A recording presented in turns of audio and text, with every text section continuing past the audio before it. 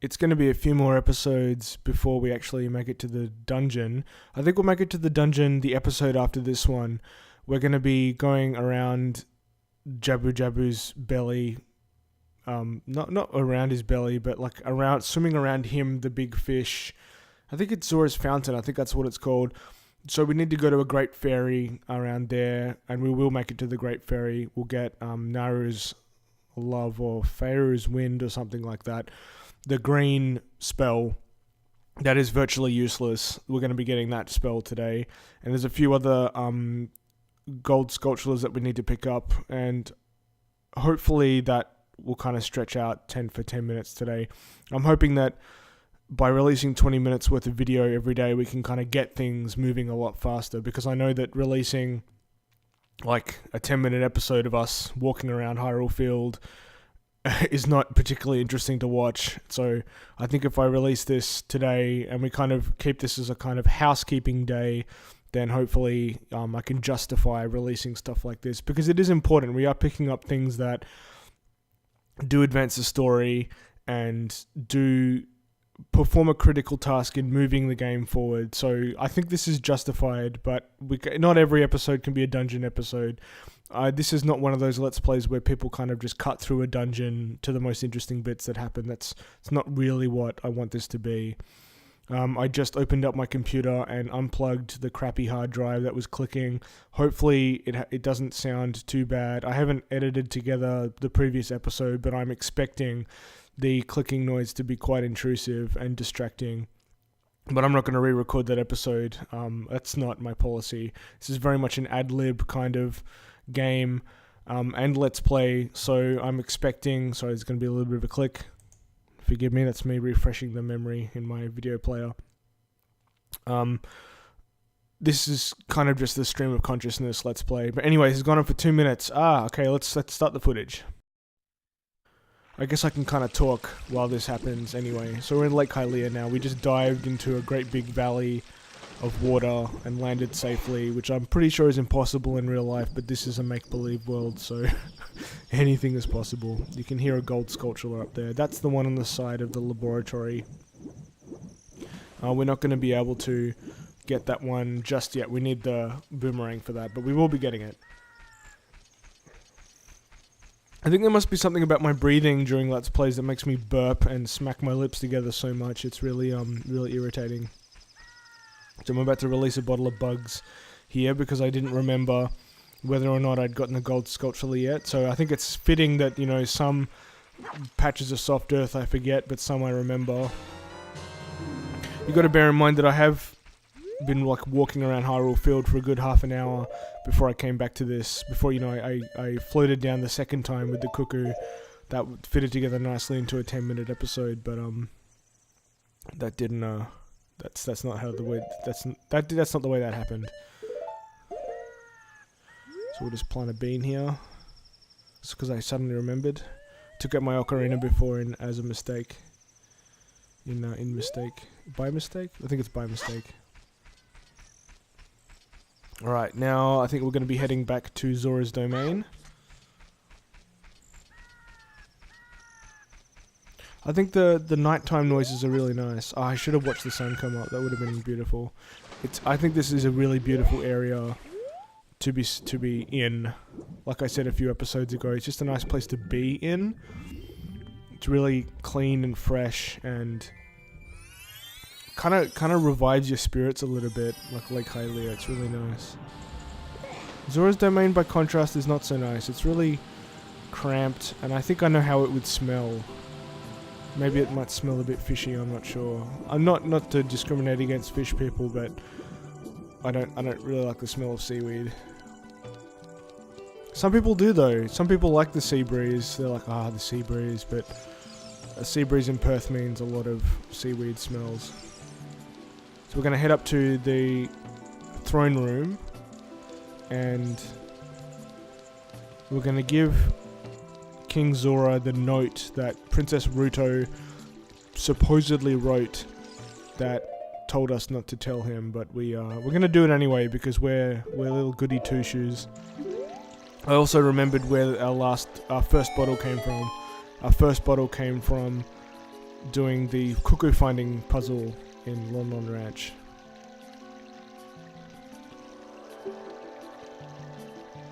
The fact that he thinks that it's not possible to go inside their god is contradicted by the fact that Princess Ruto says that she's been going into Lord Jabu Jabu for a long time, so I'm not really sure if he knows anything about his daughter.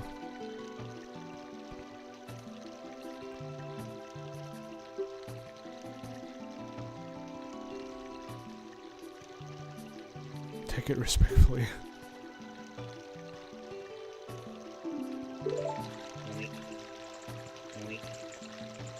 This is one of my favorite moments of Zelda. Just thought I'd add a little bit extra to it. This is actually not very hard to do at all. It just takes so long. This must be some sort of Nintendo humor. Some sort of joke within Nintendo. That would be my dog. You can actually, I don't think you can actually hear my dog barking that much. I listened the track back from a previous episode, but I couldn't actually hear my dog. Alright, we're not actually going to go through to Jabu Jabu's belly yet. We need to get a fish so that we can actually make the guardian god open its mouth, because you need to give it an offering in order to awaken it, so to speak. I'm having trouble catching a fish. You can't actually fill your bottle with water either. I think that's right. I think you'd have to go to a special spring in order to fill it with water, maybe. I can't seem to remember.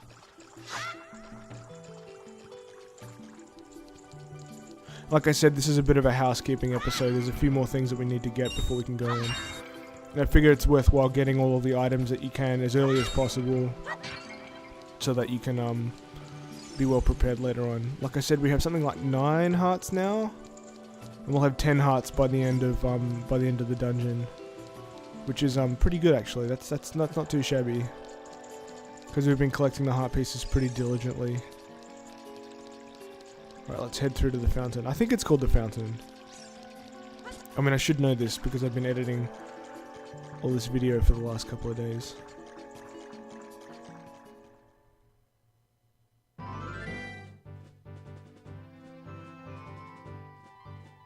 Yeah, fountain, yeah.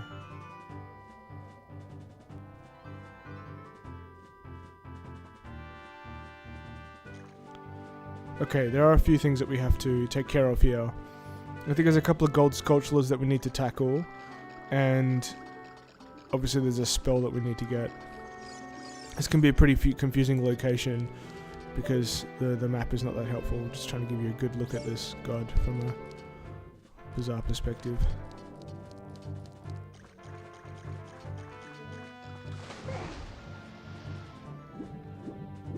Right, you don't head over to the left because we can't get up there yet. We'll have to wait until we're an adult to do that. Come around to the right. And the map doesn't give you a really good indication of where you're going because it's the opposite direction on the map. Like you're heading south when really it feels north because of the perspective that because of the direction that you came in and the perspective that you take because of that.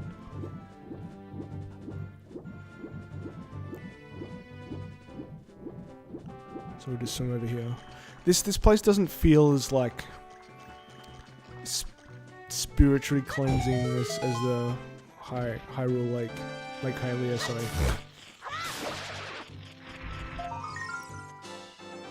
Right, so that was the gold sculpture that we got. Now we need to bomb this whole wall here, and I know that's a little bit confusing. You can't actually see a crack, so it's a little bit of a secret. I thought it was this rock here that we need to bomb, but it's not. It's actually this whole wall, and it's kind of deceptive. It's not cued very well. It's not very clear.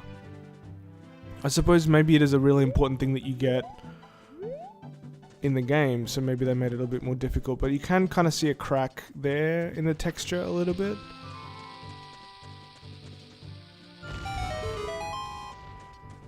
Yeah, it's just not clear. I don't think that's cued very well. You would have to know from a friend. Someone must have had to have read a guide and told someone else But anyway, we play Zelda's Lullaby here, and we're rewarded with a special spell.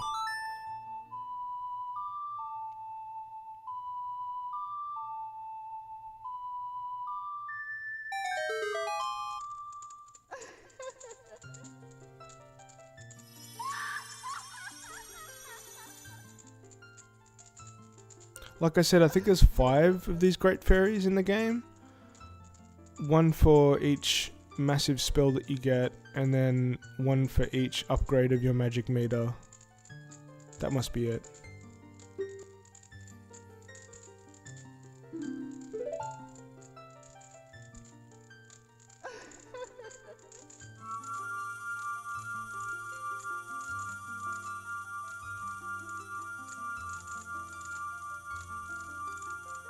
The aesthetics are very nice. I like the rainfall walls. Feora's Wind, yeah.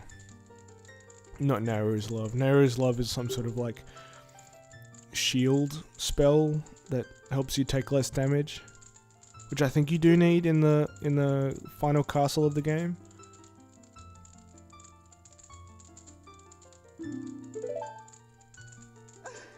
Alright, we're basically coming to the end of the episode now. I think the end of the episode will be us leaving this room. We'll just get through this text. But thanks so much for watching. It means a lot that you guys watch, and I'm having a lot of fun doing this. It's actually a lot more fun to commentate than it is to edit.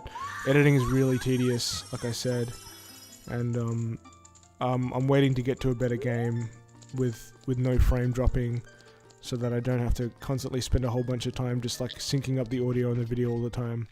But anyway, we'll leave it here. Thanks so much for watching. I'll see you guys tomorrow or in the next few hours, depending on how I want to release this this Let's Play. Alright, I'll see you guys in a bit.